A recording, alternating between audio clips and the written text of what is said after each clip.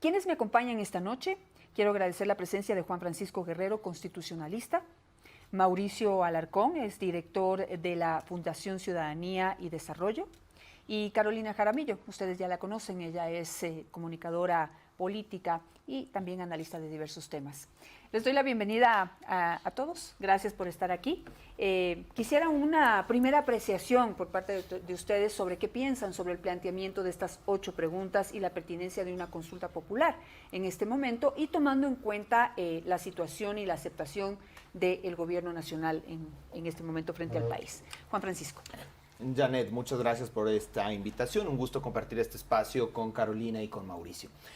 Creo que tenemos que empezar por indicar que todo proceso de consulta popular constituye una válvula de escape social y eventualmente en la consulta popular lo que se evalúa es el nivel de aceptación o no del proponente.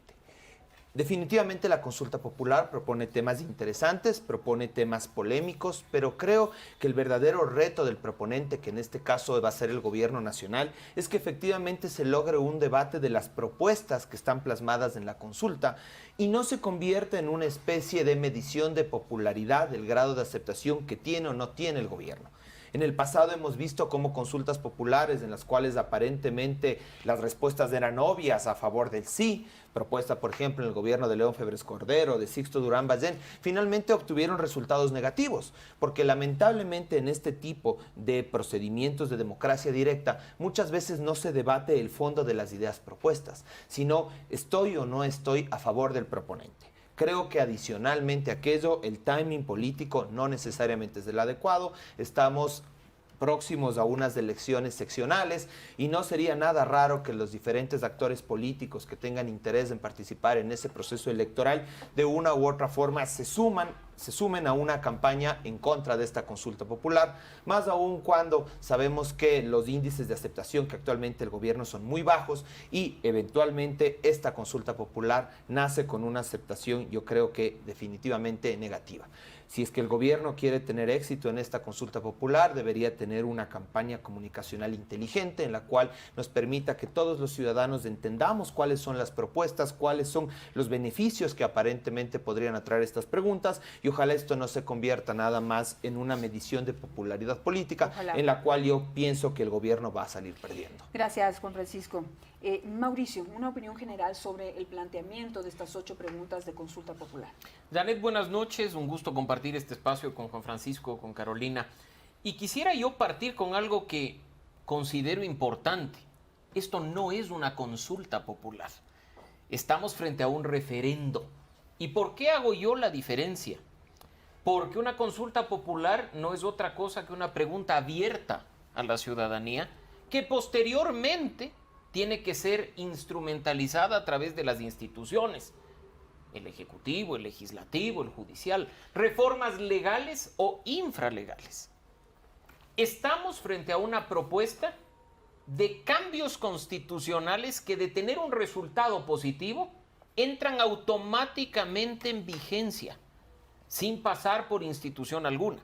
Por eso es que en un tema tan importante de cambio constitucional, como dice la propia Constitución, se tiene que pasar por la Corte para que diga si lo que está planteado por el Ejecutivo es correcto, se ajusta al marco normativo vigente y puede ser efectivamente preguntado a la ciudadanía para su vigencia directa. No nos olvidemos que iniciativas previas, lideradas desde la ciudadanía o desde algunos otros sectores, han pasado ya por la Corte Constitucional en temáticas similares y se le ha dicho al proponente no es una propuesta de enmienda por la vía del referendo, sino de la reforma parcial, pasando por la Asamblea.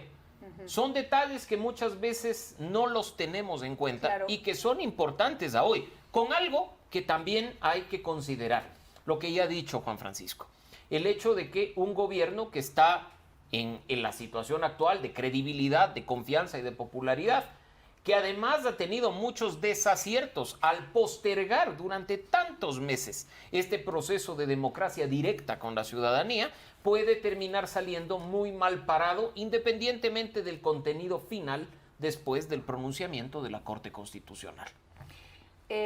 Muy importante lo que acabas de decir, Mauricio, toda vez que pues uno tendría que entrar a revisar los anexos para poder definir cómo va a quedar ese nuevo artículo de la Constitución en torno, por ejemplo, a la participación de militares en los operativos policiales y ahí viene el punto. Y de seguridad. La consulta popular, y súper preciso esto, es una pregunta, como aquellas que vimos en 2011 o parcialmente en 2018.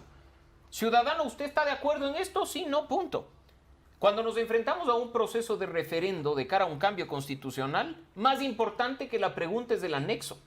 Incluso dentro de este enorme texto que ha presentado el Ejecutivo, 470 páginas en total, hay que considerar eso que ellos ponen como frase introductoria, que también debe revisar la Corte Constitucional, porque la forma en la que está planteada podría, por ejemplo, inducir al votante a decantar por una de las opciones que se están planteando. Así es que la letra pequeña, la de los anexos, que incluso en el caso de la pregunta 6 son 12 páginas en total, algo que no entraría en una papeleta, debe ser tenido en cuenta por la ciudadanía para decidir finalmente si sí o si no.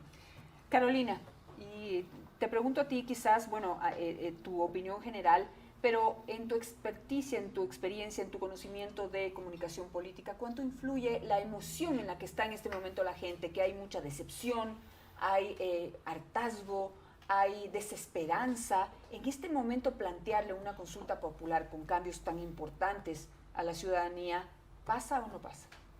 Bueno, yo creo que la evidencia histórica da cuenta de que los plebiscitos, las consultas generalmente se han planteado durante el primer año de gobierno justamente porque el estado de ánimo y los números de aceptación, de credibilidad, de aprobación del electorado son muy importantes, porque tal como decía Juan Francisco y Mauricio, en definitiva estos mecanismos de democracia directa finalmente son un pronunciamiento del pueblo frente al gobierno de turno. Muy pocos, y en esto yo debo ser muy clara, son muy pocos quienes finalmente revisamos los documentos a profundidad para hacer este tipo de análisis. Y con esto no quiero desmerecer a la ciudadanía en general, pero vamos, fuera de revisar muy por encima las preguntas, la mayor cantidad del electorado llega el día que tiene que ejercer su voto, probablemente sin una decisión tomada, y está guiada simplemente por una lógica. ¿Me gusta o no me gusta el gobierno de turno? En este momento los números del presidente son bajísimos. Si no estoy mal, es el presidente con la peor calificación de la región. Entonces, no es menor decir que en las últimas 11 procesos de consulta popular y referendos en este país, los presidentes que les ha ido muy mal y que los resultados han sido negativos han sido justamente aquellos que han hecho estas consultas al pueblo en el peor momento. Ahora, y ahí suscribo lo que decía Juan Francisco. No es despreciable el hecho de el tiempo en la política, ¿no? ¿En qué momento debe consultarse a los ciudadanos estos temas? Porque, miren, esta consulta viene recubierta del tema de seguridad por una lógica sencilla. ¿Cuál es la mayor preocupación de los ecuatorianos en este momento? El tema de la seguridad. Pero si uno mira, digamos, con especificidad qué se nos está consultando en términos de seguridad, se da cuenta claramente que en el hipotético escenario de que las respuestas fueran afirmativas, luego de que esas respuestas se hagan efectivas, el escenario en este país no va a cambiar. O sea, digamos, en el tema de los policías y los militares, en el 2015, por ejemplo, se aprobó vía enmienda la participación complementaria de las Fuerzas Armadas en la seguridad integral, en el trabajo complementario con la Policía Nacional. ¿Hubo algún cambio en este país? No lo hubo. En el 2018 la Corte Constitucional derogó eso. Por ejemplo, el tema de la extradición de ciudadanos ecuatorianos. Colombia, México tienen una política para extraditar ciudadanos. ¿Son estados donde se vive pacíficamente o son referentes de la violencia y de la delincuencia organizada? Entonces, digo, ¿no? O sea, siendo muy acuciosos en el análisis. Un poco ir a lo que pasó en Chile, ¿no? En Chile, digamos que no sé si se puede hablar de una democracia un poquito más madura, no sé si podemos hablar, quisiera su opinión, pero allí, a ver, la gente votó que no, porque el proceso y las preguntas que le plantearon eran absurdas y lo analizó desde ese punto de vista. Eso es lo que ha trascendido hacia la opinión pública. Pero también tenemos un presidente con bajísima calificación, ¿no? Boric no está en su mejor momento tampoco. Entonces, ¿cómo analizar? Es que quiero creer en que la gente puede ir más allá de la superficie y de me gusta o no me gusta el gobierno. No, la gente no va a ir más allá de la superficie, eso es un hecho. Es decir, es ingenuo de nuestra parte creer que la gente va a hacer un análisis profundo de las preguntas, de sus anexos, y es más, en la situación en la que vivimos, el gobierno ha demostrado vastamente en estos año y pico de gestión que no sabe hacer pedagogía de lo que hace, no sabe hacer comunicación, peor, comunicación pedagógica, porque son los primeros llamados a explicar cuál es el proyecto de gobierno que tienen y por qué de la consulta popular. Ellos han hecho anuncios de querer hacer una consulta popular y luego han dicho que ya no quieren hacer la consulta popular. Yo lo he dicho varias veces en este panel.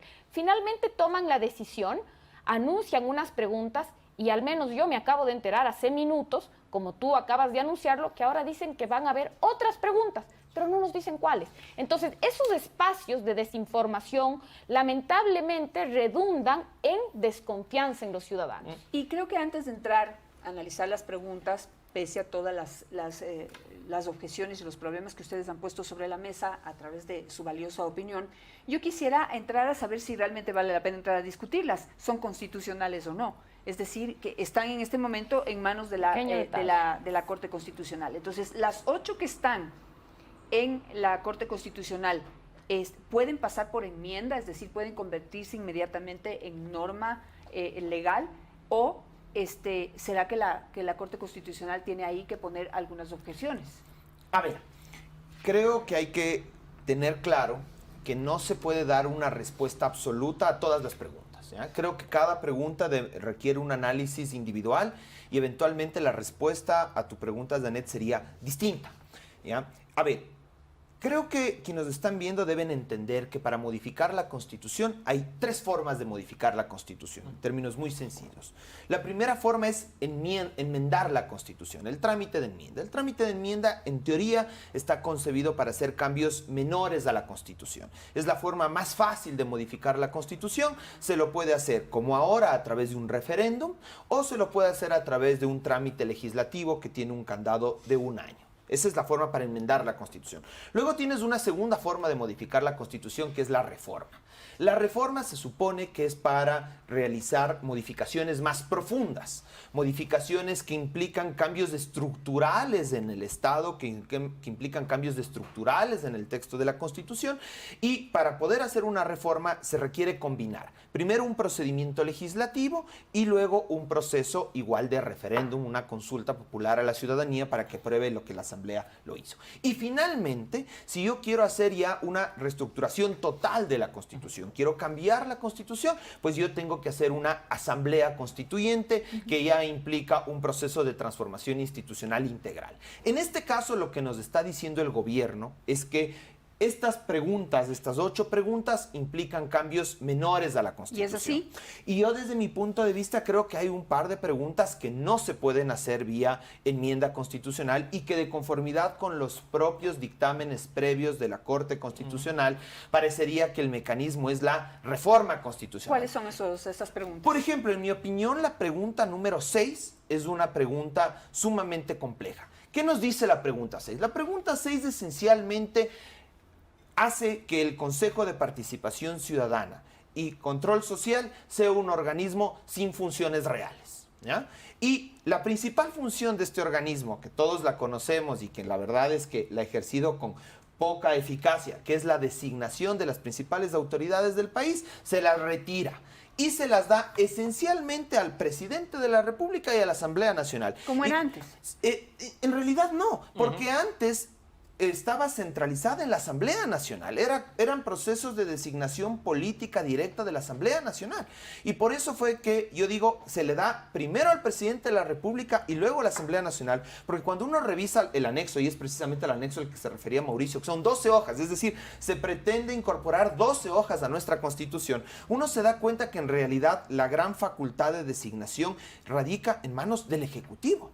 Y la Asamblea Nacional tiene un rol bastante secundario. contrario, es decir, se fortalece mucho las facultades del Ejecutivo para nominar. Y desde mi punto de vista, aquello ya cambia la estructura de nuestra Constitución. ¿Pero cómo sería? ¿El presidente de la República escoge una terna? A ver, no la es tan envía sencillo. a la Asamblea Nacional? Estoy citando cómo era el sistema anterior. Y ¿Cómo permíteme, está No, planteado? es más difícil. Es mucho más Sí, complejo. Y así es. permíteme, porque justamente, y yo coincido totalmente con Carolina, me parece que es ingenuo pensar que en realidad los ecuatorianos vamos a leer 470 Por hojas. Dios, o sea, Yo doy clase, yo soy profesor de Derecho Constitucional desde algunos años, y el día de hoy les decía a mis alumnos, oye, ¿quién de ustedes ha leído? Y la respuesta fue, ninguno. Ninguno. Y les dije, ¿quiénes de ustedes va a leer? Y la respuesta fue, ninguno, no vamos a leer las 470 hojas. En el mejor de los casos, uno de los estudiantes, digamos, más afanosos, como se decía, yo pienso leer todos los anexos y la pregunta. Que bueno, es una cantidad mucho más considerable. Y justamente yo les dije, bueno, es el colmo que si estamos estudiando Derecho Constitucional no tengamos claro las preguntas. Y les dije, vamos a dedicar esta hora de clases a la famosa pregunta 6. Y en realidad dediqué una hora de clases a explicarles cómo es el procedimiento de modificación de la pregunta 6. Y al final ellos dijeron, la verdad es que qué complejo, no entendemos. ¿Por qué? Porque, para que tengas una idea, ¿cómo se supuestamente ahora se pretende designar a las autoridades? Y cojamos el caso del Contralor, que creo que es uno de los casos más críticos. Joya de la corona. Ya, exactamente. Se dice que el presidente de la Asamblea, cuando sepa que hay la vacante, tiene que notificarle a la autoridad nominadora. ¿Quién es la autoridad nominadora? El presidente de la República. El presidente de la República tiene que solicitar 3 binomios. ¿Ya? O sea, es decir, el primer binomio lo tiene que solicitar a la Fiscalía General del Estado, es decir, le envía 2 candidatos. Luego un segundo binomio lo tiene que solicitar a la propia Contraloría, y la Contraloría tiene que hacer un concurso interno de merecimientos y oposición para que los 2 funcionarios mejor puntuados formen parte del binomio de la Contraloría. Y con un poco de sorna yo decía que el tercer binomio tiene que el presidente de la República enviarse el mismo, porque literalmente Es así el lo Ejecutivo. dice. Entonces, estos 6 candidatos tienen que someterse a una comisión técnica. Una comisión técnica que analiza los requisitos de admisibilidad e inhabilidades. ¿Quién designa esa comisión técnica? El presidente de la República. Luego que la comisión técnica hace esta evaluación, el presidente de la República de estos 6 escoge una terna y lo envía a la Asamblea Nacional. En la Asamblea Nacional, la Asamblea Nacional tiene que designar una comisión ocasional integrada con un número de asambleístas nacionales y representantes. Y esa comisión ocasional en la Asamblea tiene que proceder a hacer audiencias públicas con todos los candidatos. Para la impugnación. Y para que la ciudadanía pueda presentar impugnación. Y esa comisión ocasional hace un informe que no es vinculante, que va al Pleno de la Asamblea Nacional. Y el Pleno de la Asamblea Nacional tiene 2 opciones. O designa, para lo cual requiere mayoría absoluta, o rechaza, para lo cual requiere las 2/3 partes. Y si rechaza, dice que tiene que volver nuevamente al inicio. Y me olvidé, y hay una tercera comisión involucrada. Cuando la Asamblea Nacional le pide a la autoridad nominadora que inicie el proceso, tiene que designar una comisión de veedores que va a supervisar todo el proceso. Entonces, en realidad, no es comparable con nada de lo que hemos tenido antes. Esa es la realidad. Es decir, lo que ha dicho el doctor, traducido para la gente que hace comunicación como yo, que tiene que traducir lo que dice doctores como él para la gente común y la masa, hemos pasado o vamos a pasar de una constitución y de un Estado hiperpresidencialista a un súper, duper, hiperpresidencialismo, donde el que va a tomar la decisión de quién es el Contralor es el presidente. No, y yo ahí te hago una pregunta que creo, Carolina, hay que hacérnosla. Si esto era propuesto por Rafael Correa, Dictador, ¿qué hubiera pasado? caudillo. Hubiéramos que dicho, esa ahí está, pregunta. quiere meterle la mano a la Contraloría, Sí, y si el más que fiscal esa- es su primo. Más allá y- de esa pregunta, Mauri, yo creo que lo que debemos plantearnos en este momento es, digamos, hoy es Guillermo Lazo, Ah. que les Exacto. que no le gusta a la mayoría porque tiene una calificación baja, pero digamos, hoy se llama Guillermo Lazo, mañana ¿cómo se llamará? ¿Puede volver a llamarse Correa? Ajá. Es ¿O que- puede llamarse Perico de los Palotes, que resulte peor que Lazo y que Correa? Es que ahí viene, Janet, el punto.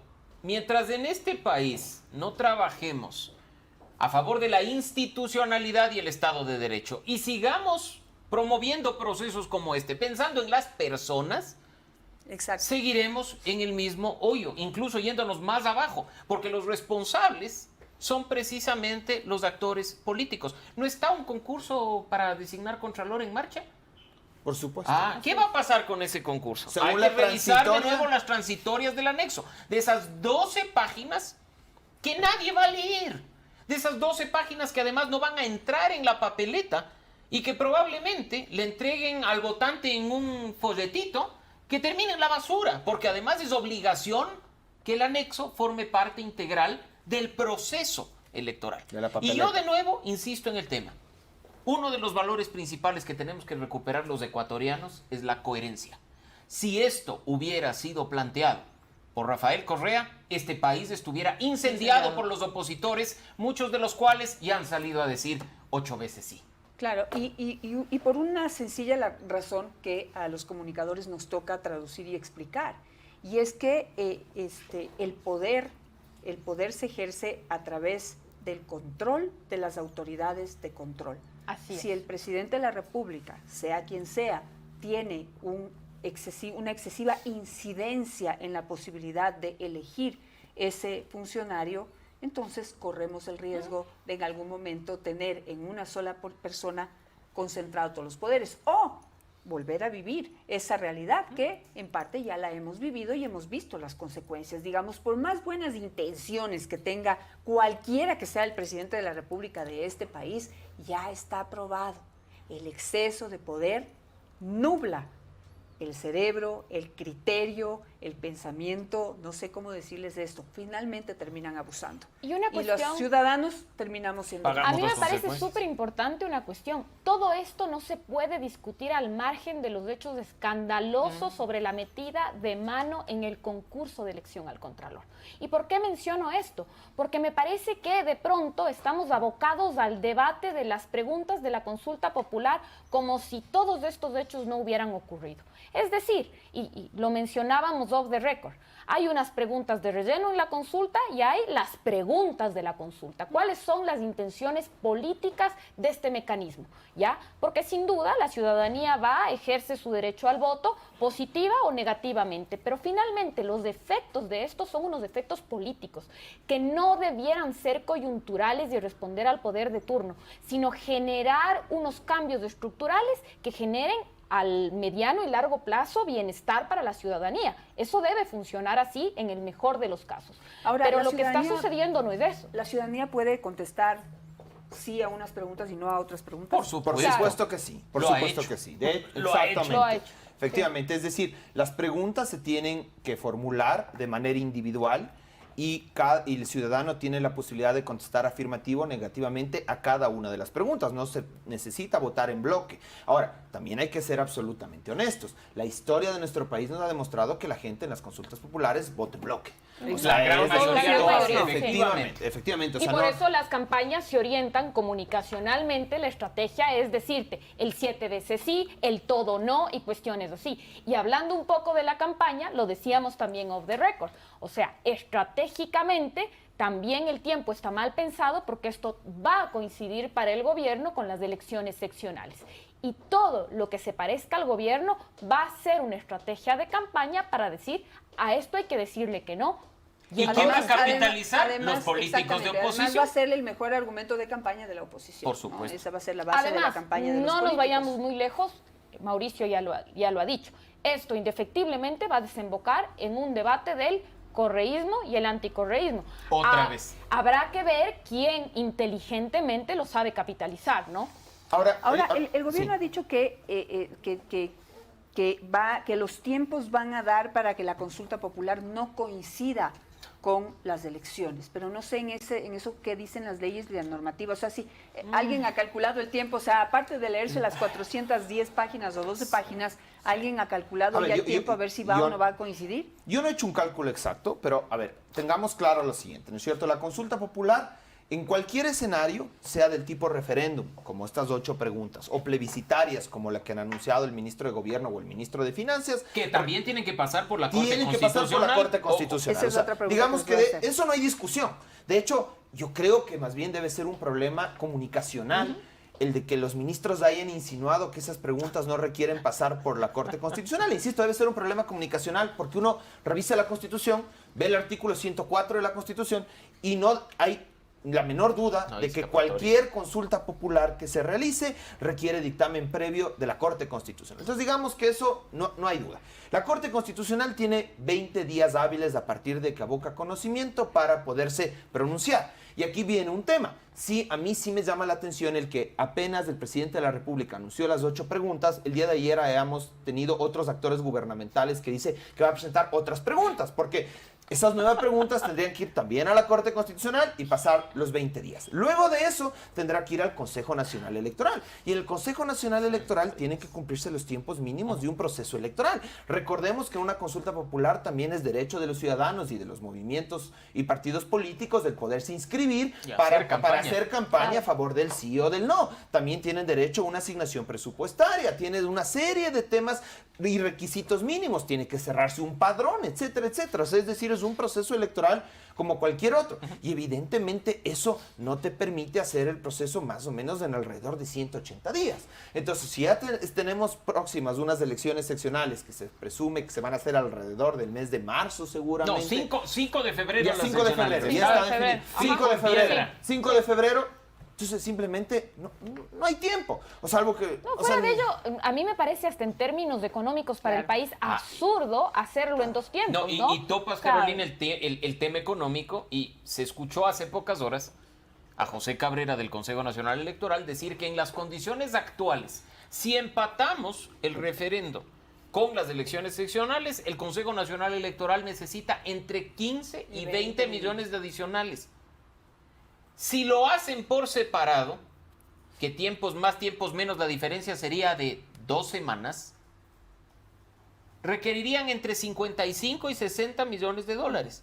45 siendo austeros.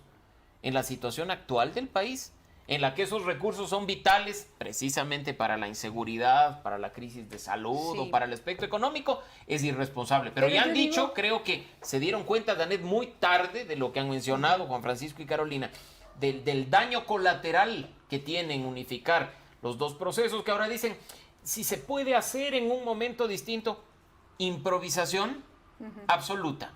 Y los ecuatorianos no debemos pagar el precio de la improvisación de aquellos funcionarios que ni siquiera se han puesto de acuerdo en las preguntas adicionales. Así es. Extrañamente son abogados. Pero ahora, más allá de los costos y de lo oportuno que sea hacerlo dentro o fuera de las próximas elecciones, es decir, como un proceso independiente, yo digo, si es que las preguntas realmente estuvieran conducidas a generar un cambio real, profundo, fuerte en nuestra realidad y e incidir en los principales problemas que nos aquejan, vaya y venga, que la hagan y se gasten los 50 claro. millones de dólares, Yo- si es así. Te hago una pregunta, Pero Danet. esa es mi siguiente pregunta. O sea, A de las una 8 víctima de preguntas, sicariato en Guayaquil, a la familia de esa víctima de sicariato, le vamos a ir a decir con la extradición de ecuatorianos y te va a decir, no. Al que le asaltan en el bus, ¿le soluciona la inseguridad la extradición? o la participación de militares pero de nuevo, en la- ¿por qué el en conjunto gobierno con la no Policía nos Nacional? dice, por ejemplo, con cifras reales, si el estado de excepción que acaba de ser renovado en varias provincias del país con militares afuera ha reducido la tasa de criminalidad o ha frenado los casos de sicariato?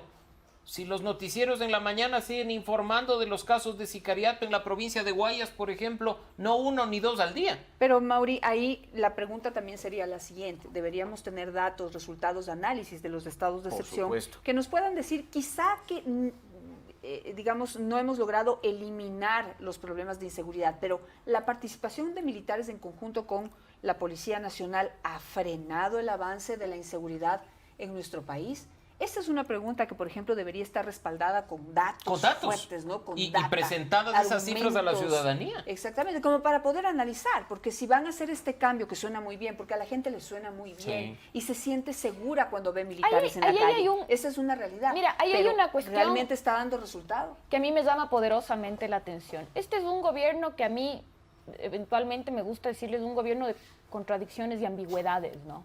En el 2015, para quienes sí tenemos buena memoria, yo me precio de aquello, Las enmiendas. en el 2015 las famosas enmiendas impulsadas por el gobierno de la Revolución Ciudadana y esa mega bancada que tenían, la oposición fuertísima, muy ruidosa que tenía ese gobierno, era muy fuerte en su discurso, ¿no? Casi se tumban las enmiendas, acuérdense, con las protestas callejeras. Las protestas, las banderas negras y todo, ahí estaba incluida la enmienda que hacía que las Fuerzas Armadas hagan un trabajo complementario. Y se opusieron fuertemente a que eso sea así. Y en el 2018, cuando la Corte Constitucional deroga las enmiendas y sube también ahí el Consejo de Participación Ciudadana, presidida por el inefable Trujillo. Yo pensé que el cura Trujillo, chuta, y empieza este proceso de descorreización tan vanagloriado y tan aplaudido por muchos de quienes son parte del gobierno actual, fue muy aplaudido. Entonces, bueno, qué contradicción que ahora se vuelva a presentar esta iniciativa. Entonces, yo personalmente creo que es un tema que hay que discutirlo. No soy experta en seguridad, pero me parece que en las circunstancias actuales no deberíamos descartar que esto suceda, ¿no? Pero sí me parece que es muy interesante, y ahí suscribo lo que dice Mauricio, cómo hay una doble moral, ¿no? Cómo hay un doble discurso de ciertos voceros y líderes de opinión y analistas que en el 2015 estaban cargando banderas negras y oponiéndose a las enmiendas sin hacer el más mínimo análisis, cuando se proponía exactamente lo mismo. Claro, pero digamos que como argumento, digamos, haciendo de abogado del diablo, ¿sí? Y cumpliendo un papel que ojalá, les comento que invitamos a varios voceros de gobierno que puedan venir a defender esa posición a favor de todas estas preguntas de consulta popular, pero ninguno pudo, otros están en vacancia legislativa, en fin. Pensé que decir otros están de vacaciones. Prácticamente lo mismo, ¿sí? Yo te diría que, digamos, los tiempos son distintos. En el 2015 no teníamos los problemas de inseguridad que tenemos aquí. Tal vez resultaba absurdo sacar a los militares exponiendo la violación de derechos, como en muchas ocasiones se ha visto, cuando los problemas de inseguridad no eran como los que tenemos ahora. Quizás hoy sí pueda ameritar esa salida de militares. Te digo como en un análisis superficial, porque como Carolina yo tampoco soy una experta en seguridad, pero sí sé que a la gente sí se le gusta, se siente más segura cuando los militares están en la calle. Está de preguntarles, pero, pues, en Guayas, por ejemplo, si viendo a los militares en la calle se sienten más seguros. Se sienten más seguros, pero más allá de sentirse más seguros y de esa percepción, ¿cuáles son los resultados? Eso es lo que deberíamos ver. Y los ver. Resultados no nos corresponde decirlos aquí a ninguno de nosotros. Debería presentarlos el gobierno nacional. Y ojo que estamos hablando de una de las 8 propuestas. Se dice que la pregunta 1, la pregunta 2 tienen relación con el tema de la seguridad. Probablemente la 1 la ciudadanía le perciba más cercana. La de extradición, yo creo que se enredará en un debate, si es que pasa la pregunta, y que difícilmente tendrá un buen resultado. Y no se trata, como ya hemos visto en redes sociales, me imagino que Carolina y Juan Francisco habrán visto, que por exhibir la foto de Pablo Escobar o de los carteles que se exhibían en aquel entonces en Colombia de prefiero una tumba en mi país, que la gente va a decir, uy, extradición, votemos sí. Es un concepto muy difícil de comprender para el ciudadano común. Pero no creas, pero fíjate, el ciudadano común y corriente siempre cree y considera que el endurecimiento de penas es una alternativa y solución para los problemas que nos aquejan. Pero este no es el caso. Extradición para los narcos, pena de muerte para los violadores, castración química para los violadores, es decir, son propuestas y ponte, que todo lo que tú planteas se ¿no? quedaría en la Corte Constitucional por un tema de análisis de derechos fundamentales. ¿Sabes cuál es el otro problema que yo detecto ahí? Y que además es una cuestión que le ha pasado una factura muy fuerte también a este gobierno, es que todos estos anuncios que parecen atractivos, que coinciden con el clamor popular, luego le pasan una factura muy alta al gobierno cuando no los puede poner en práctica. En el hipotético caso de que estas preguntas pasaran el filtro de la Corte, gana la consulta, bueno, ¿qué va a pasar después? No digamos que al siguiente día de la consulta, ¿ya? En el siguiente año de gobierno. ¿Cómo se va a cristalizar esto en mejores índices de seguridad? Así es. ¿Acaso extraditando ciudadanos procesados por narcotráfico o por otros delitos que tengan en otros países va a redundar en mejores índices de seguridad para el ciudadano común? Yo creo que personalmente a la gente en Guayaquil o incluso en esta ciudad, en Quito, le está preocupando temas de crimen organizado? Probablemente sí, pero lo que le preocupa es que no puedes dejar tu carro parqueado o no puedes mandar a tus niños a la tienda. O no puedes andar con el celular. No puedes andar con el celular en la mano y cuestiones así. O, por ejemplo, el otro día le oía a un colega que decía en una radio, a ver, el gobierno está pensando en el Consejo de Participación Ciudadana cuando tienes un montón de carros con la plaquita impresa en una A4, ¿ya? Por Dios, estamos hablando de temas de seguridad y te roban en carros puestas No, la sin placa Hasta sin placa. impresa en una A4. O sea, en la oficina nosotros podríamos aquí ponernos una AMT.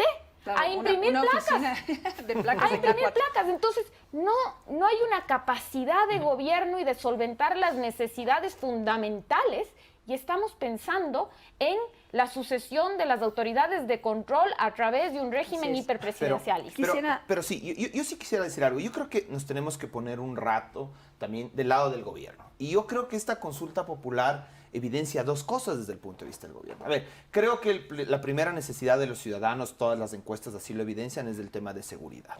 Y creo que todos regresamos a ver al gobierno cuando sentimos esa inseguridad en nuestras familias, nosotros mismos en el desarrollo de nuestras actividades. Y la pregunta es, ¿qué debe hacer el gobierno? Y creo que de una u otra forma el gobierno encontró en esta consulta popular una respuesta, porque finalmente cuando de ahora en adelante reciba cuestionamientos de qué está haciendo en aras de conseguir la seguridad, va a poder decir, yo presenté una consulta popular. Y me dijeron que no. Exacto. O sea, nos va a echar la culpa a nosotros. Lo que pasa es que también creo que hay que analizar esto desde el punto de vista político. Es decir, un buen detalle. ¿qué te puede decir el gobierno? Te puede decir, a ver, yo propuse que como la Policía Nacional ya no se da abasto, los militares complementen la tarea para darnos seguridad. Y la Corte Constitucional no me permitió, o la oposición hizo una campaña de tal naturaleza que me dijo no. Entonces no me molesten, ¿no es cierto? Segundo, yo propuse que a las grandes organizaciones criminales transnacionales se les puede extraditar a los países en los cuales cometieron un delito. Lo cual yo honestamente creo que, al menos mi percepción es que puede ser una medida interesante. Soy absolutamente honesto. Pero como me dijeron que no, ya no tengo herramientas. Yo propuse que la fiscalía tenga más autonomía, lo cual yo honestamente no logro entender en qué... Ahí en no la hay pregunta. autonomía. Sí, bueno, Si hasta pero yo la no logro... propia fiscal se ha quejado de Sí, la pero pregunta. digamos, yo propuse que la fiscalía tenga mayor ¿Por qué les autonomía llaman para que a la pueda fiscal, trabajar no? mejor. Digo. Y me dijeron que no. Entonces yo creo que por una parte, más allá de... A ver, yo justo me ponía a pensar hace un par de días y decía, ¿cómo el gobierno en estas circunstancias presenta una consulta popular? Y yo decía, quizás la respuesta es que va a poder decir que quiso hacer algo y que finalmente no le dio paso la oposición o la Corte Constitucional o la ciudadanía que no le comprendió. Y lo otro que se refleja en esta consulta popular es que me parece que el gobierno ya se rindió respecto a la Asamblea Nacional. Mauricio, no sé si tú has tenido la posibilidad seguramente de coincidir en este análisis, pero por ejemplo el anexo 6, las preguntas relacionadas con los temas ambientales, las preguntas relacionadas con la misma fiscalía, son textos extensísimos que no deberían estar en la Constitución, que deberían estar en las leyes. Por ejemplo, lo de la fiscalía, bastaría una reforma con el Código Orgánico de la Función Judicial. Así es. El tema, por ejemplo, de los partidos políticos. Código de la democracia. Si más o menos es muchas cosas, Claro, inclusive pero cuando la dice el Código de Asamblea Democracia. Nacional no quiere hacer los cambios de Ajá, no le está interesa lo que dice hacer Juan los Francisco. cambios. Para eso hay que consultarle parece al que pueblo. ya se rindieron. Sí. Entonces ya se rindieron con la Asamblea Nacional y están incurriendo en algo que ya desde el punto de vista constitucional a mí me preocupa desde el punto de vista ya inclusive técnico, que es tener una constitución reglamentaria extremadamente extensa que se produce en los países en los cuales tienes desconfianza absoluta del órgano legislativo. Pero luego, ¿qué provoca esto? Cambios coyunturales que a la vuelta de la esquina hacen que tengas que seguir cambiando la constitución. Claro. Y vamos, digamos, con el tema de la Asamblea Nacional para poder, digamos, ¿cuál es la realidad? En este momento la Asamblea Nacional se convirtió en la peor piedra en el zapato del gobierno nacional. No permite gobernabilidad, o sea, lo que se ha convertido es una institución que se encarga de boicotear absolutamente bloqueo todo lo que sistemático. Ay, pero Danet, perdón que te sistemático. corte. ¿Qué Pero- bloqueó la Asamblea Nacional de Iniciativa del Ejecutivo? La ley de inversiones. La de inversiones, No, la ley pero de ¿a qué empleo voy? ni se puede ¿Se puede o presentar. no se puede, Juan Francisco, de acuerdo a la normativa vigente, poner en vigencia el proyecto de la ley de inversiones a través de consulta popular? Y eso que es tan importante para el Exacto, gobierno nacional se no lo han consultaron, hecho. ni el tema de empleo. Y esa es pregunta de consulta. Yo no coincido con también, no sé si Mauricio está de acuerdo conmigo. El tema del bloqueo es un relato que el gobierno ha venido repitiendo constantemente. ¿Cuántos proyectos de ley ha presentado el gobierno? Pero ¿Cuántos? es que no se pueden presentar, Carolina, porque ya No, de no. entrada de Pero de los tenían anticipación, listos, yo igual ya, presentaría. Pero no ya pasado ni en no va a cala. pasar. Perdón, el presidente anunció el día que yo me posesione voy a enviar 5 proyectos de ley. Mandó Primero, uno. no mandó. Mandó el de Mandó comunicación a los 3 días. Primero. Bueno, pero y está siendo mandó tramitado. un mega proyecto que incluía varias reformas. Y que además le sabía echaron que al le, tacho y de la además basura. sabía que le iban a devolver. Bueno, por eso. Era bastante Entonces, si obvio. ya sabe que le Era van a bastante devolver, ¿para qué obvio. presenta? No, bueno, o sea, No, pero a ver, gobernar no, se trata de yo eso, ahora Janet. me voy. Gobernar se trata de eso. Janet, Guillermo Lazo, cuando recibió finalmente el dedo arriba para su paso a la segunda vuelta electoral, ya sabía que tenía 12 legisladores, pues. Que solito no podía ni tener una bancada. Y él estaba tan consciente de ese tema que introduce nuevos temas en su plan de gobierno, que se sienta con la sociedad civil y dice, aquí vamos a vincular a los ciudadanos, gana la presidencia y nos dice, en los 100 primeros minutos te soluciono el país, y no a través de leyes, a través de decretos ejecutivos. Leyes para lo que sea necesario. Ya sabía lo que se venía en la Asamblea. Bueno, pero finalmente estamos en el día de hoy. Pero el problema en que es la falta nada de gobierno, pasa además. y nada, digamos, el gobierno no gobierna, la Asamblea no trabaja. La Asamblea no trabaja y tampoco hace su trabajo bien. Y aquí los que estamos en la mitad fregados somos los 18 millones de ecuatorianos. Pero yendo a la solución de los problemas a través de la consulta popular, disminuyendo el número de asambleístas, que la verdad lo he dicho varias veces en otros espacios informativos, ojalá se redujera a 0, porque creo que aportarían más con 0 asambleístas que con todos los que tenemos. Pero la institución tiene que existir, la institución tiene que funcionar, es parte de la democracia. Entonces, para que funcione la institución y responda a nuestros intereses, ¿vale la propuesta de reducir el número de asambleístas? ¿Es suficiente? ¿O qué dicen los anexos? A ver, Capaz que ahí está. La letra chiquita. Sí, exacto. a ver, creo que hay que tener claro que la reducción de asambleístas no es tan importante como pareciera. ¿Por qué? Porque, por ejemplo, a ver, ¿qué dice actualmente la Constitución? ¿No es cierto? Toda provincia tiene derecho a 2 asambleístas por ser provincia, ¿no es cierto? Y tienes un asambleísta adicional por cada 200.000 habitantes o fracción que supere los 150.000 habitantes. Eso me parece que da un total de 137 asambleístas, incluidos los 15 nacionales y los 6 de circunscripciones en el exterior. Así es. ¿Qué dice la pregunta? La pregunta dice, no, vamos a cambiar. Ya no va a ser 2 asambleístas por provincia, sino solamente un asambleísta por provincia. Es decir, eso sí va a afectar la representación de las provincias más pequeñas. Especialmente Oriente, Galápagos van a tener una Que representación son las más menor. pobres, las que más problemas tienen. Y Las que- más excluidas generalmente. Pero ¿no es bueno, que cierto? hoy, Pichincha y Guayas no que tienen hoy, mayor con la problema. representación que tienen tampoco. Tampoco hacen han ganado nada. mucho, pero digamos que que se va a afectar la representación. Pero lo curioso es que se duplica, de hecho más del Más que doble duplica. de los asambleístas nacionales, porque ahorita tenemos 15 asambleístas nacionales. ¿Y qué se propone? Se propone básicamente 2 asambleístas nacionales por cada 1.000.000 de habitantes, ¿no es cierto? Mauricio me decía que ya estamos 18 oficialmente, yo creí que estábamos en 17 y pico. Bueno, 34 o 36 asambleístas nacionales desde 15. ¿Ya? Entonces la verdad es que la reducción no es tan importante, pero nuevamente yo creo que también hay que ver desde el punto de vista del gobierno. No nos olvidemos que la Corte Constitucional, en algo en lo cual yo sí discrepo totalmente, dijo que el establecimiento de mejores requisitos para ser legislador es regresivo de derechos. Discriminatorio. Y discriminatorio. Entonces, también hay que entender el problema global. O sea, yo personalmente creo que el problema no es número de asambleístas. Yo creo que sí tienes un problema importante de representatividad. Yo creo que aquí hay un problema de que cada vez se están ampliando las circunscripciones. ¿Quiénes van a ser los grandes beneficiados de esto? Las grandes ciudades, que son finalmente... Y las grandes organizaciones políticas. que están en tienen las que tienen estructura base nacional. Porque ¿sabes qué es lo más gracioso de esto? Que con lo que se está planteando en esa pregunta, se hace un ejercicio de qué hubiera pasado en las de 2021, en las últimas elecciones. Y el movimiento oficialista no llegaba a tener 6 asambleístas.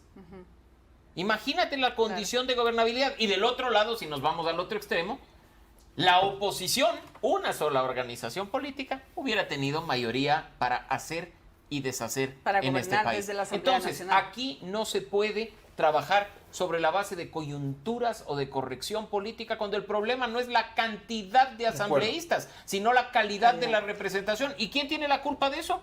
Los partidos políticos. Y perdón, que no le echen la culpa a la Revolución Ciudadana o a otros cuando el movimiento de gobierno no acaba de candidatizar a una persona que está siendo procesada por asesinato. Tiene sentencia. No está procesada. Bueno, ya tiene todavía sentencia. falta la no está última No es ejecutoriada. ejecutoriada, digamos. Todavía Bueno, ya falta el la abogado. etapa final y hay Segunda una presunción instancia. de No, inocencia, es pero impresentable, de acuerdo. procesada. Entonces, ahí está la responsabilidad. En las organizaciones políticas que nos postulan a cantantes, a influencers, que no tienen más mérito que ser cantantes o influencers. Porque nosotros desde el Observatorio Legislativo siempre usamos un caso paradigmático. Brasil, que tiene más de 500 o más de 600 diputados en su Cámara de Representantes, tenía uno que todo el mundo se burlaba y se quejaba y decía, ahí está el tema, el payaso Tiririca, una persona que no sabía ni siquiera leer y escribir, que tuvo que aprender a firmar para asumir el cargo. Y fue uno de los diputados más destacados de los periodos, prueba de ellos que fue reelecto, renunció por la corrupción al interior del legislativo y le pidieron que regrese. No sabía leer y escribir. Así es que no hay que desmerecer a la gente por la posición que ocupa, pero las organizaciones políticas tienen que trabajar para mejorar la calidad de la representación. Claro, porque a lo que tenemos que ir es en este momento con más o con menos representantes en la Asamblea Nacional.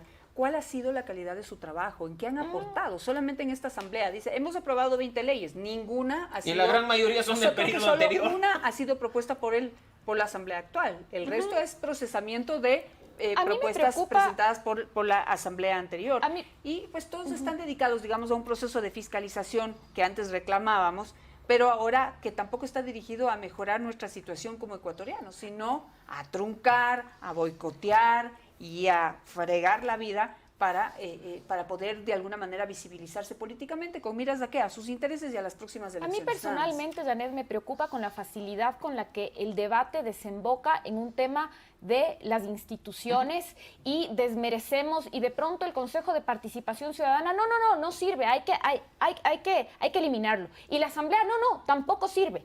Entonces, no sé, ¿qué queremos? ¿Una monarquía tal vez? Porque solo nos cae bien de vez en cuando el presidente y eso que le damos oxígeno más o menos un año, ¿no? Y luego al año ya queremos otro presidente, porque más o menos así funcionamos, ¿no?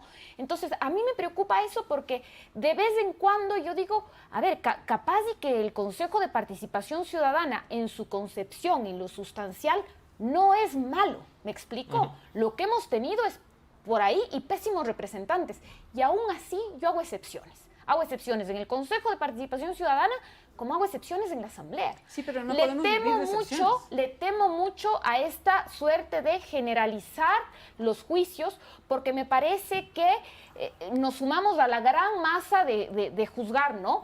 Y decimos, todos son malos, entonces no se salva ninguno y no queremos ningún asambleísta. Cuando no es así. Hay excepciones que confirman la regla general. Entonces, fíjate, tenemos el adalid de los fiscalizadores. Entonces, él es el bueno de la gallada, ¿no? Entonces, todos son unos corruptos, todos son los malos, todos son...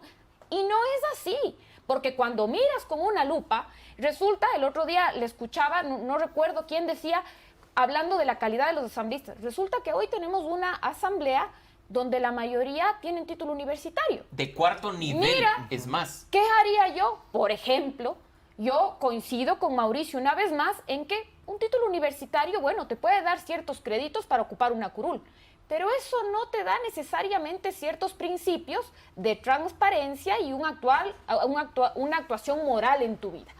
Pero bueno, revisemos qué títulos universitarios. Por ahí tenemos de la Dalí de la Justicia con título de la Cooperativa de Colombia, por ejemplo. Entonces, también tenemos una serie de legisladores cuyas actuaciones son completamente cuestionables y unos pocos que definitivamente intentan sobresalir haciendo su trabajo de buena manera. Pero lamentablemente se diluye en un país que está hundido en una crisis, pero que además, insisto, estamos en un debate con contradicciones.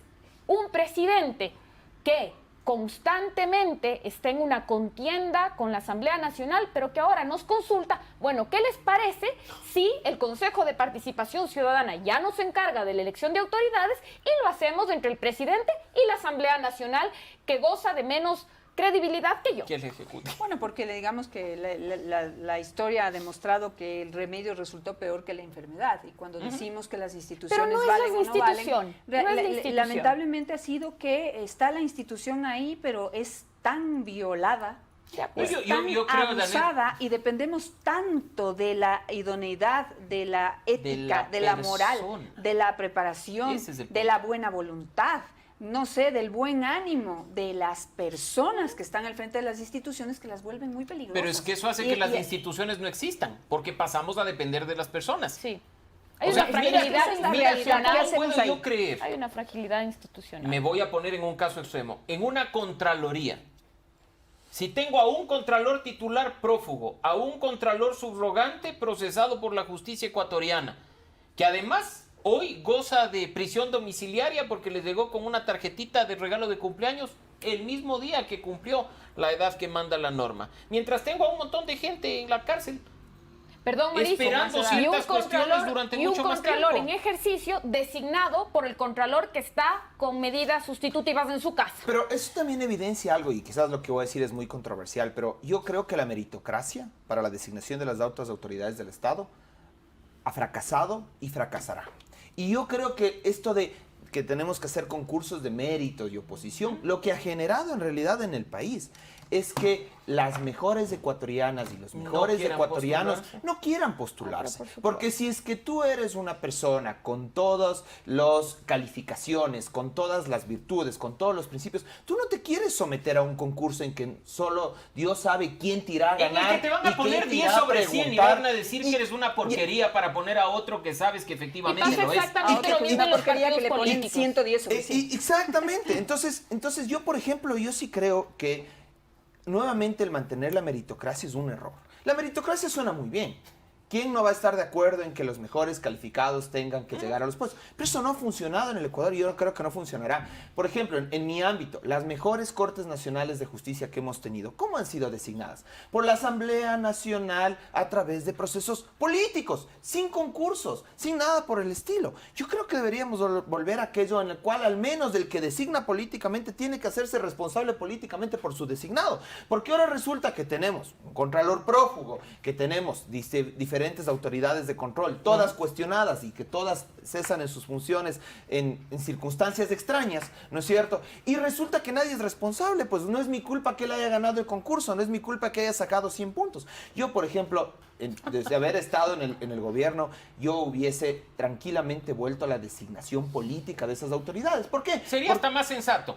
Y además, insisto, los mejores perfiles van a aceptar. Porque una cosa es que a una persona, por ejemplo, una gran abogada, le digan, oye, yo quiero que tú vayas de procuradora Sí, general pero digo, del Estado. esa discrecionalidad es lo que finalmente nos trajo al ¿A quién? y perdón que lo diga, ¿no? Perdón que lo diga así, Sí, sí, a sí. este proceso descorreizador encabezado No, por eso el fue Trujillato terrible.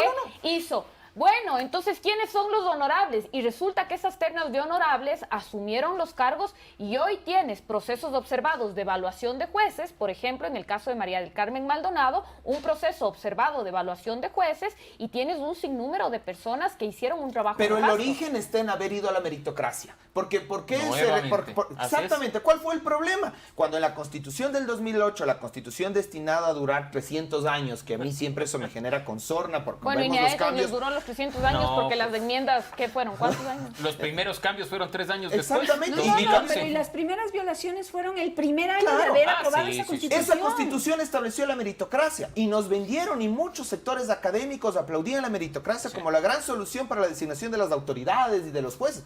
Eso nos condujo a esto. Y seguimos insistiendo en aquello. Cuando la meritocracia lo que se conformaba eran procesos que legitimaban la designación a dedo de quien estaba en el poder de turno. Sí había meritocracia. Hay que reconocer, era el mérito de ser hermano de un asambleísta, el hecho de ser mamá de un ministro de Estado. Ese era el mérito que te permitía acceder al cargo. Sí. Quisiera... Mérito había. Tenemos ya casi que terminar y cerrar esta discusión, pues que es apasionante, interesante y reveladora, diría yo.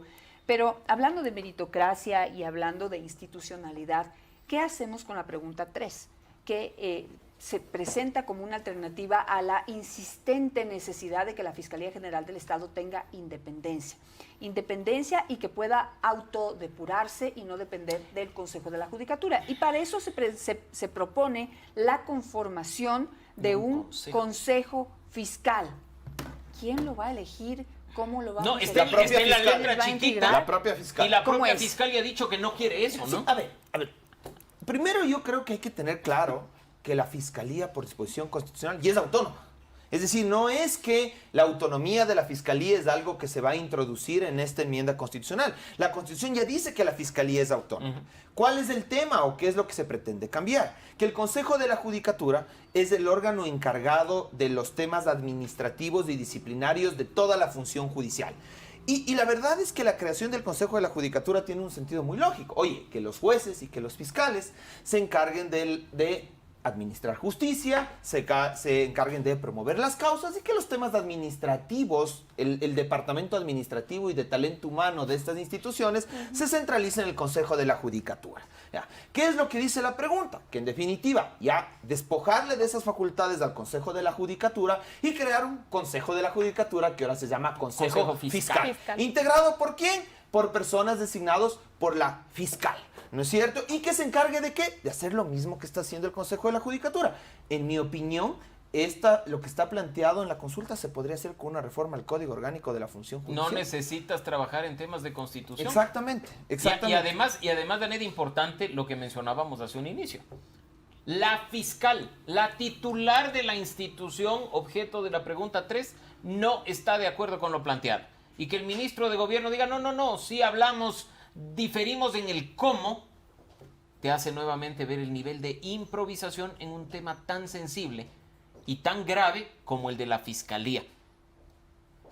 Todo se puede arreglar a nivel de fiscalía. Por ejemplo, si el gobierno asigna recursos suficientes para que haya un número racional de fiscales atendiendo las causas, para que no haya acumulación, para que haya un despacho eficiente, para que se pueda dar una buena atención, entre otros, a los temas de corrupción e impedir la impunidad. Y yo personalmente no quisiera que la Fiscal General del Estado esté dedicada a hacer concursos, a remover a fiscales, a promover fiscales y a los temas administrativos. Él está de acuerdo contigo. Yo no creo que esa es realmente la autonomía que ella busca. Sobre todo yo entiendo que es un tema de autonomía presupuestaria, con el propósito de poder tener más fiscales para atender las necesidades, pero no darle tareas administrativas. Yo por eso digo, creo que esta pregunta personalmente podría haberse solucionado con una reforma al Código Orgánico de la Función Judicial. Se me quedan las preguntas en torno a los temas ambientales, que por supuesto son importantes, pero los voy a dejar para poder invitar a este panel a personas expertas en esa materia y pues que están directamente como inmiscuidas en la lucha ambiental. A ustedes les quiero agradecer, pero les quiero pedir una conclusión general sobre pues lo que se ha dicho aquí y sobre cómo va a ser esta consulta popular. Dejo libertad a ustedes a que puedan enfocarlo como ustedes lo deseen. Polémica, yo resumiría con mucha polémica. Creo que esta consulta popular debe ser analizada desde el punto de vista político, desde el punto de vista jurídico y con una coyuntura realmente difícil. Yo personalmente creo que el gobierno nacional, a través de esta consulta popular, quiere justificar el que ha hecho algo, no quiere quedarse con los brazos cruzados frente a una sociedad que demanda acciones efectivas. Y presenta esta consulta popular que creo que no ha sido consensuada y creo que tiene errores. Yo personalmente creo que la Corte Constitucional va a dar paso a algunas preguntas, a otras preguntas no va a dar paso y mi pronóstico, si se puede llamar de alguna manera, es que la ciudadanía va masivamente a votar en forma negativa por la consulta popular, ya que lamentablemente, como inicié mi intervención en este espacio, Danet, para mí este va a ser un concurso de popularidad del gobierno de turno y sabemos las cifras de popularidad de este gobierno. Gracias, Juan Francisco. Mauricio. Quiero soñar con que funcionen las instituciones, quiero soñar con que la ciudadanía sea responsable. La Corte Constitucional tiene un reto enorme en emitir un dictamen que enderece aquello que inicia por la vía del Ejecutivo. La ciudadanía, porque una o varias preguntas pasarán, tiene el gran reto de decidir en función del contenido y no en función de su simpatía o antipatía con el gobierno de turno. Los temas abordados son importantes. Los temas abordados no serán una solución de la noche a la mañana a la problemática de la ciudadanía, pero algo puede hacer si dejamos que las instituciones actúen y si cumplimos nuestro rol de ciudadanos responsables en un proceso de democracia directa que puede ser trascendental para el país. De momento, todo análisis es válido, pero hasta que no sepamos con certeza qué nos va a venir en la papeleta, creo que es irresponsable ponerse ya a hablar de un sí o de un no como personas. Coincido con Juan Francisco en el hecho de que la historia podría repetirse y la ciudadanía podría decantarse por una mayoría negativa en función de la poca credibilidad, confianza y popularidad del gobierno en este momento. Carolina. Bueno, yo creo que una vez más presenciamos un debate que tiene varios niveles. Este nivel de debate es lamentablemente un nivel de debate que incluye un pequeño porcentaje de la población. Quienes nos tomamos el tiempo de leer las preguntas, de analizar profundamente, de hacer un poco de memoria y quienes hemos tenido acceso a una educación que nos permite tener elementos de juicio. No es la favorable condición de la gran mayoría del país. Y yo creo que la gran mayoría de este país lamentablemente tiene preocupaciones básicas, ¿no? ¿Qué comer? ¿Cómo trabajar? ¿Cómo cuidarse de la inseguridad? Y creo que hay una lamentable desconexión del gobierno de turno con esa población. Mientras ellos están muy ocupados en la agenda política, la gente sale a buscar trabajo, la gente está preocupada por la inseguridad y esa desconexión es lo que mantiene esos niveles de desaprobación y de desconfianza tan bajos. Yo creo que mientras el gobierno no esté escuchándole a la gente, a esa gente de a pie, a esa gente que no está pensando en la consulta popular, ni en el Consejo de Participación Ciudadana, ni en la extradición, la realidad de este país no va a cambiar, porque la consulta popular no soluciona nada de la noche a la mañana y el gobierno tiene una sola obligación y es gobernar, tomar decisiones. La realidad de este país tiene que cambiarse a corto, a mediano y a largo plazo. Creo que somos afortunados en tener la posibilidad y los elementos de juicio para hacer estos análisis, pero el gobierno tiene la obligación de gobernar para las grandes mayorías. Y esas grandes mayorías, lamentablemente, poco o nada les importa cuánto cambie la Carta Constitucional. A esas grandes mayorías hay que darles respuestas ante sus necesidades básicas insatisfechas. Hay millones de niños que se han quedado fuera del sistema escolar. Hay millones de personas que no tienen acceso a medicinas. Y el gobierno nacional tiene la obligación de darles una respuesta. Gracias a los tres por haber aportado pues, con tantos elementos para nuestra formación de opinión frente a la consulta popular y sobre todo por dejar, creo que sembrada esa necesidad de ponerle más atención a lo que nos están preguntando, más atención a lo que nos están proponiendo y pues en escuchar cuáles podrían ser alternativas reales para poder generar un verdadero cambio, justamente en esos problemas del día a día cercanos, con los que se lidia todos los días en nuestro país.